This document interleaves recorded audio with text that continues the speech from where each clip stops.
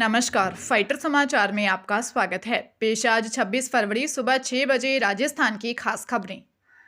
केंद्र सरकार ने बांसवाड़ा संभागीय आयुक्त नीरज के पवन व तत्कालीन दौसा एसपी मनीष अग्रवाल के खिलाफ कोर्ट में मुकदमा चलाने की मंजूरी दी है। पवन के खिलाफ यह मंजूरी स्वास्थ्य मिशन में फर्जी तरीके से भर्ती मामले में तो अग्रवाल के खिलाफ दिल्ली मुंबई एक्सप्रेस हाईवे के निर्माण वाली कंपनी से रिश्वत लेने के मामले में दी है। दौसा में भ्रष्टाचार की इसी कड़ी में गिरफ्तार तत्कालीन दौसा एसडीएम पुष्कर मित्तल व बांदीकुई एसडीएम पिंकी मीना का मामला 3 साल से राज्य सरकार के पास लंबित है। एसीबी ने पड़ताल पूरी कर कांग्रेस राज में मार्च 2021 में अभियोजन की इजाजत मांगी थी, जो अभी तक नहीं दी गई है। दरअसल एसीबी ने हाईवे निर्माण में घूसखोरी का मामला वर्ष 2021 में पकड़ा था।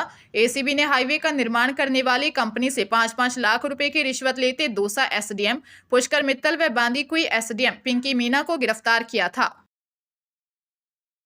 राजस्थान में पशुपालकों के लिए अच्छी खबर है। पशुओं के बीमार होने पर अब उन्हें परेशान नहीं होना पड़ेगा और न ही अस्पतालों के चक्कर काटने की जरूरत है।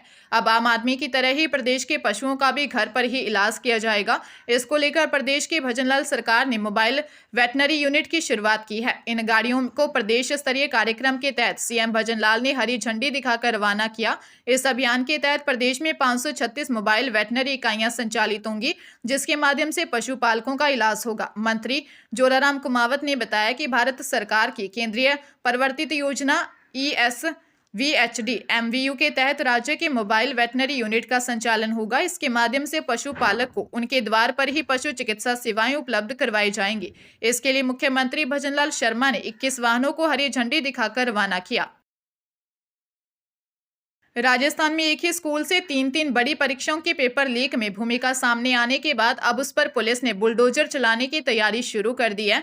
जयपुर के जागृति विद्या मंदिर सीनियर सेकेंडरी स्कूल से ही 3 भर्ती परीक्षाओं CHO, कांस्टेबल और हाईकोर्ट लिपिक भर्ती परीक्षा के पेपर लीक हुए थे। यह स्कूल कांग्रेस नेता मंजू शर्मा के बेटे धीरज शर्मा का है। एसओजी इन तीनों पेपर लीक मामलों में चार्जशीट भी पेश कर चुकी है। अब नगर निगम को पत्र भेजकर स्कूल के निर्माण नक्शे को लेकर जानकारी मांगी है। सूत्रों के मुताबिक राज्य सरकार के निर्देशों पर जल्द ही जागृति विद्या मंदिर सीनियर सेकेंडरी स्कूल पर बुलडोजर चलाया जा सकता है। CHO भर्ती परीक्षा 2020 का एग्जाम 10 नवंबर 2020 को प्रदेश भर में आयोजित हुआ था। एसओजी को शिकायत मिली कि जागृति विद्या मंदिर सीनियर सेकेंडरी स्कूल से पर्चा लीक हुआ।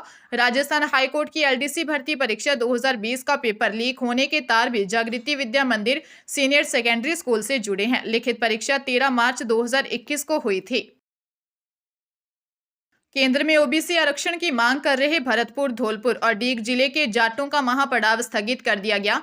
जाट आरक्षण संघर्ष समिति का प्रतिनिधि मंडल कलेक्टर और एसपी के साथ बैठक करने के बाद मुख्यमंत्री भजनलाल शर्मा से मिला। सीएम भजनलाल शर्मा ने केंद्र में जल्द से जल्द तीनों जिलों के जाटों को ओबीसी आरक्षण में शामिल कराने का आश्वासन दिया, जिसके बाद सर्वसम्मति से महापड़ाव स्थगित कर दिया गया। संयोजक नेम सिंह फौजदार ने बताया कि 39वें दिन संघर्ष समिति के प्रतिनिधि मंडल की जिला कलेक्टर कार्यालय में जिला कलेक्टर डॉक्टर अमित यादव व जिला पुलिस अधीक्षक मृदुल कछवा के साथ बैठक हुई। इसके बाद 11 सदस्यीय प्रतिनिधि मंडल की मुख्यमंत्री भजनलाल शर्मा से मुलाकात हुई। प्रतिनिधि मंडल ने अब तक की कार्रवाई के लिए मुख्यमंत्री का धन्यवाद ज्ञापित किया। साथ ही लोकसभा चुनाव की आचार संहिता लागू होने से पहले नोटिफिकेशन जारी कराने की मांग रखी।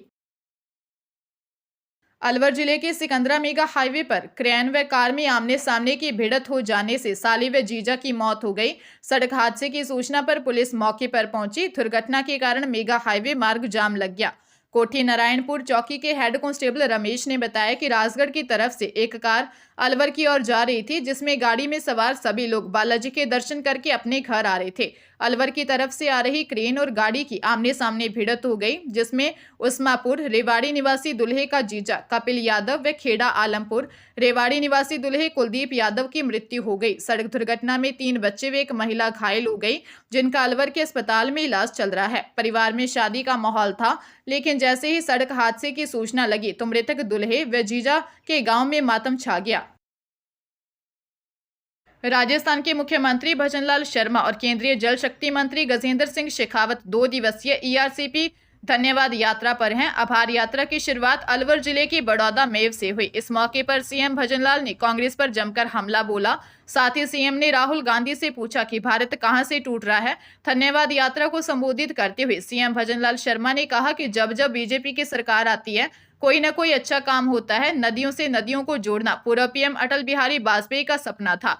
इसके लिए उन्होंने साल 2003-2004 में काम भी शुरू कर दिया था, लेकिन कुछ दिनों बाद ही कांग्रेस की सरकार आ गई और नदियों से नदियों को जोड़ने का काम पूरी तरह बंद हो गया। सीएम शर्मा ने कांग्रेस पर निशाना साधते हुए कहा कि इन लोगों ने हमेशा झूठे वादे किए हैं। इनकी 4 पीढ़ी गरीबी हटाने का वादा करती रही, लेकिन कांग्रेस राज में कोई काम नहीं हुआ। हरियाणा में एक मां ने अपने ही 2 बच्चों की हत्या कर दी। इसके बाद शव को यूरी से बागपत में गन्ने के खेतों में फेंककर भाग गई। आरोपी मां ने इस हत्याकांड को अपने आरोपी प्रेमी के साथ मिलकर अंजाम दिया।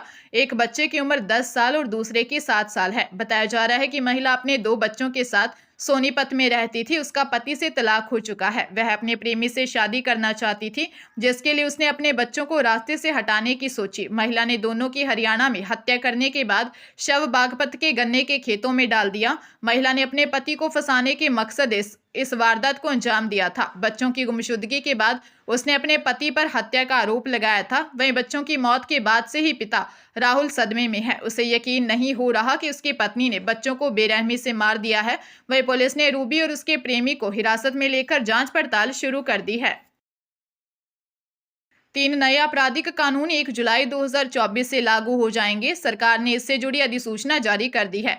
यानी अब इंडियन पीनल कोड यानी आईपीसी की जगह भारतीय न्याय संहिता, क्रिमिनल प्रोसीजर कोड की जगह भारतीय नागरिक सुरक्षा संहिता और एविडेंस एक्ट की जगह भारतीय साक्ष्य अधिनियम लागू हो जाएगा। नए कानून के लागू होने के बाद जो धाराएं अपराध की पहचान बन चुकी थी उनमें भी बदलाव होगा। जैसे हत्या के लिए लगाई जाने वाली आईपीसी की धारा 302 अब धारा 101 कहलाएगी। ठगी के लिए लगाई जाने वाली धारा 420 अब धारा 316 होगी।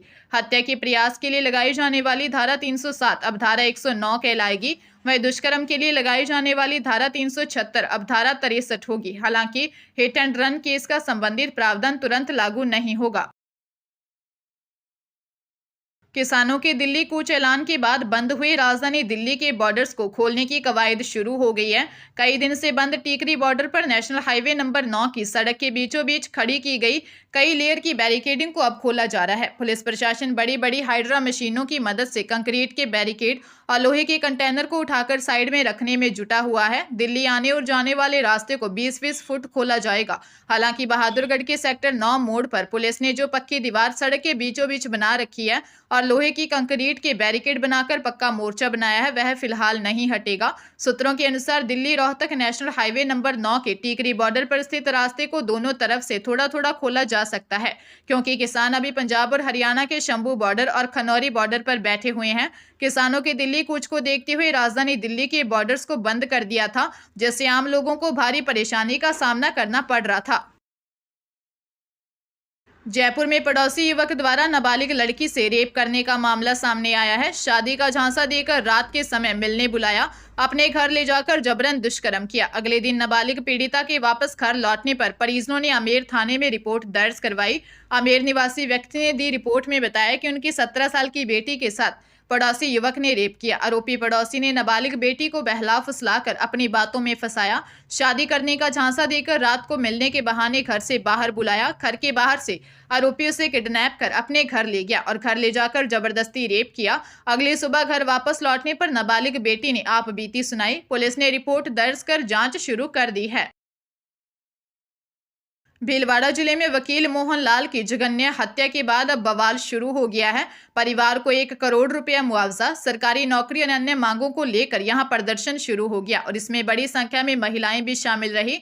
मौके पर भारी पुलिस बंदोबस्त किया गया। पुलिस और प्रशासनिक अफसरों ने पीड़ित परिवार से समझाइश करने के प्रयास किए, लेकिन परिवार अपनी मांगों को लेकर अड़ा रहा। मामले में जिला बार एसोसिएशन भी कूद पड़ा है। उन्होंने सीएम को लेटर लिखा है और कई मांगे की है। हमीरगढ़ थाने के बाहर ये प्रदर्शन शुरू कर दिया गया। फिलहाल 4 आरोपियों को डिटेन करने की बात सामने आ रही है। परिजनों ने गांव के ही रहने वाले नारायण लाल अहीर समेत 10 से ज्यादा लोगों पर केस दर्ज करवाया है। सभी लोग एक ही परिवार के हैं। अब इस परिवार के 8 मकानों पर बुलडोजर चलाने की मांग की जा रही है।